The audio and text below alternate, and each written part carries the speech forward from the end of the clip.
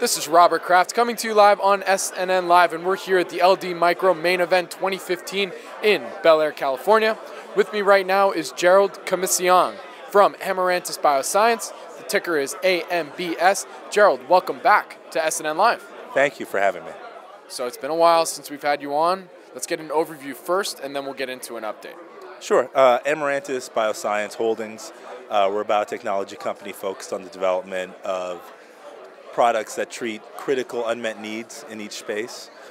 We have a phase 2 program for the treatment of severe burns, where we're able to grow full thickness human skin to replace the skin that's been lost in burns that cover over 50% of the body.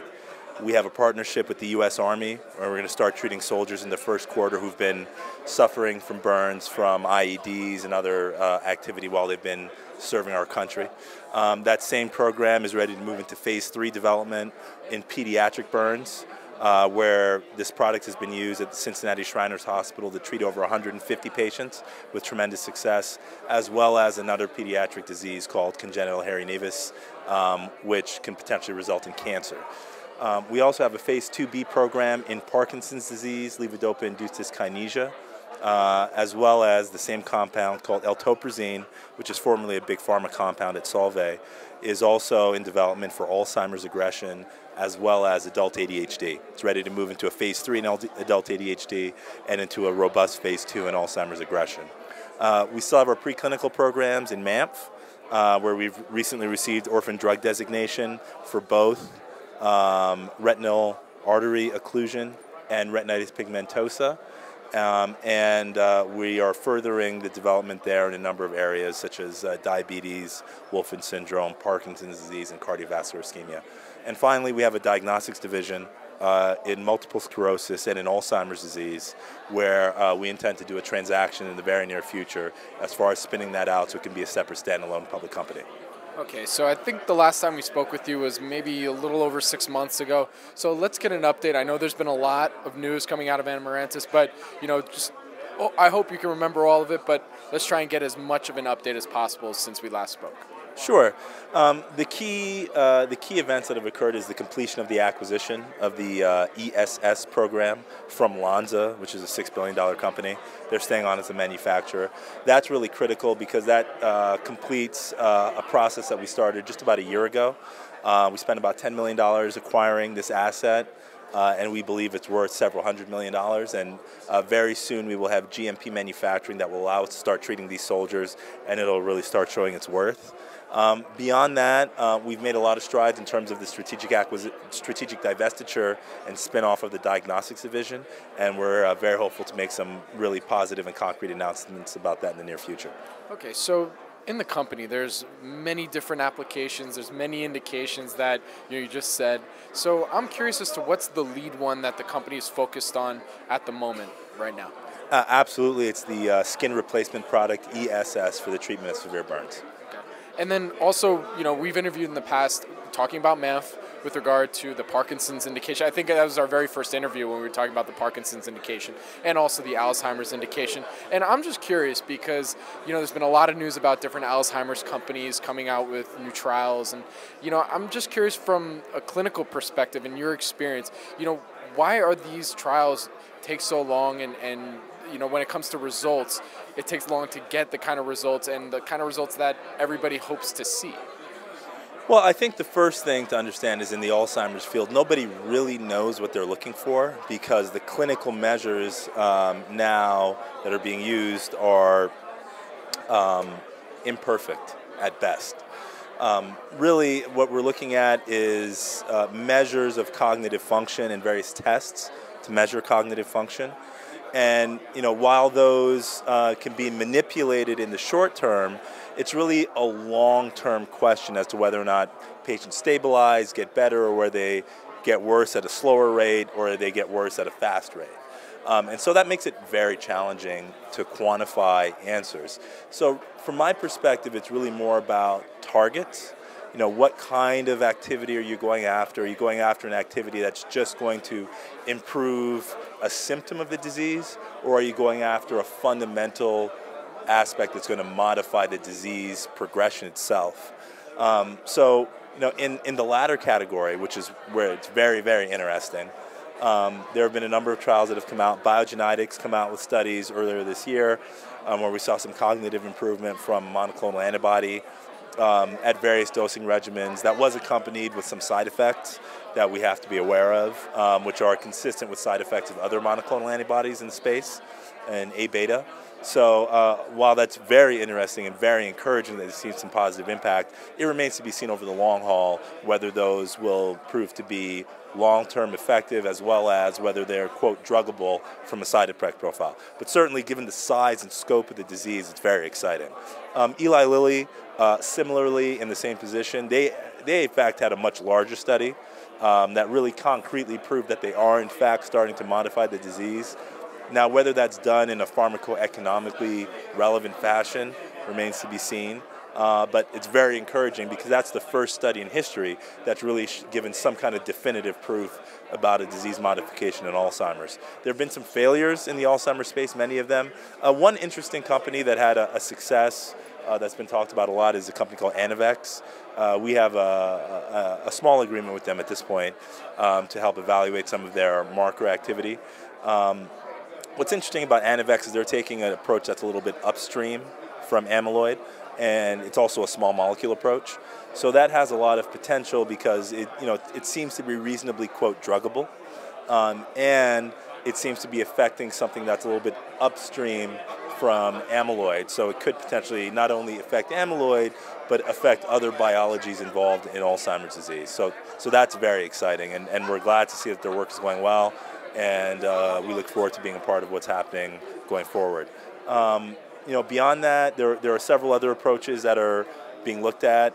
In the symptomatic space, we expect to release some data shortly on one of our drugs that was used in a Solvay trial in dementia-related aggression. I think the symptoms of Alzheimer's disease may ultimately be a little bit easier to treat than the fundamental disease itself. And there are other companies out there that are trying to work on similar ideas. So it's exciting because it's such a huge market and there's really nothing out there for it. I think the low-hanging fruit is these symptomatic treatments. It's possible that some symptomatic treatments will also have disease-modifying treatments, which could be exciting. And we're going to wait to see how the data shapes out, and hopefully there'll be some significant progress. So I'm curious, taking a step back away from the Alzheimer's and Parkinson's side of things, and to what you said is your original, or not original, but what you're focused on right now. Mm-hmm. And because we've interviewed you so many times, I'm curious, what influenced you to get into the skin regeneration space? Was it something in your science that you guys decided, okay, we're going to take a jump into this because there's an application, or did you see an opportunity and then take advantage? A little bit of both. So, I think what people don't understand, scientists do, but, a lot of these mechanisms are, in fact, very similar. Cell division, cell death, whether it occurs in the brain, occurs in the blood, occurs in an organ, such as the skin, there are really some very fundamental mechanisms that are very similar. So, when we're involved in an area such as cell death, or cell division, it's involved in something called the cell cycle. That impacts a whole host of different processes, and to the extent that you can understand these processes, you can have an impact on various diseases. So our fundamental technology, MAMP, is involved in cell proliferation. There's actually a paper that was published in a major journal, Cell, that indicated that MAMP was absolutely essential for the proliferation of beta cells that's involved in diabetes, completely separate from what we've been doing in other areas. So, if MAMP is involved in proliferation of beta cells, it's not hard to believe that it could be involved in proliferation of other cells in other organs. Now, with that being said, you don't just jump into an area. There has to be an opportunity. And so one of my board members, Dr. Joe Rubenfeld, who's one of the co-founders of Amgen, approached us of a technology that we've been following for a long time, this ESS technology. It's really a tragedy what happened. Technology had been used since the mid-90s all the way until 2010 to treat burns in children at the Shriners Hospital, covering up to 95% of their bodies. So, these are these are cases that are, pretty much people are going to die, and this technology was able to come in and save their lives. But through a series of regulatory missteps and legal battles with respect to lawsuits, completely unrelated to the technology, but more about ownership and other things, the technology was buried. And so we were able to come in effectively as the white knight in that situation and really uncover this technology, this life-saving technology that no one else has been able to recreate, in which we have 3 current and past presidents of the American Burn Association all saying that this is the holy grail in the area of skin regeneration. Save it from being mothballed and bringing it back into clinical development, and now we're going to start treating soldiers because the Army's been funding this for some time through their one of their granting programs called Affirm. So when you see an opportunity like that, I'm a father, I've got 2 kids, and a burn is not something that's genetically predisposed. It can happen to anybody, and to see that we can have an impact on treating some of these patients, something that for me was an opportunity that if we could do something about it, and if it made sense from a business perspective, that we felt we could, and we were fortunate enough to put ourselves in a situation to make that happen. All right, so moving forward, and year's almost over, 2016 around the corner. From what you can tell me, what are some of your goals and aspirations going into the new year? Well, one of the things that we think is going to be the biggest catalyst is in this ESS program. As I mentioned, the last patient that was treated in 2010. And in fact, the last patient that was treated, there has to be congressional involvement to induce the authorities to allow a patient to be treated. So it's been over 5 years since that's happened. So bringing this back into the clinic to start treating patients is definitely something that's paramount. And it's likely going to be a U.S. soldier that has fallen from some injury due to some event protecting our country. So to be able to help that population is something I'm very proud of. So that's one, bring that back to the clinic, and then in the first half of the year in adults, and then in the second half of the year in the pediatric patients. Those are 2 things that we're going to be very proud to make happen, and hopefully we'll have a significant impact on the practice of medicine in those areas. On the diagnostic front, we're working feverishly on completing a strategic transaction to spin out the diagnostics. We've got a lot of interest coming, and so we think that we'll be able to accomplish this in the first quarter of next year, hopefully in the very early first quarter. Beyond that, we have a phase 2B clinical study that's been paused in enrollment, restarting that study for Parkinson's patients with levodopa-induced dyskinesia, and finishing that study is something that we hope to accomplish next year. And then moving MAMP forward close to the clinic in blindness-associated diseases is also an important area. So we've got a lot of work to do. The blood test for Alzheimer's is going to, we think we can make a lot of strides in a very short period of time there.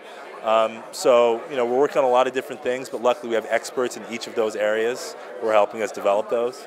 And now, we're hoping the market recovers for us, and we can give our shareholders have the same enthusiasm that we have internally. So where can our audience go and find more information about Amarantus? You can go to the website, www.amarantus.com, AMARANTUS.com. Stock ticker is AMBS, and you can check us out and do some due diligence. My name is Robert Kraft, and I'm coming to you live on SNNLive, and we're here at the LD Micro Main Event 2015 in Bel Air, California. With me again has been Gerald Commissiong from Amarantus Bioscience. The ticker symbol is AMBS. Gerald, thank you so much for coming on to SNNLive. Thank you very much.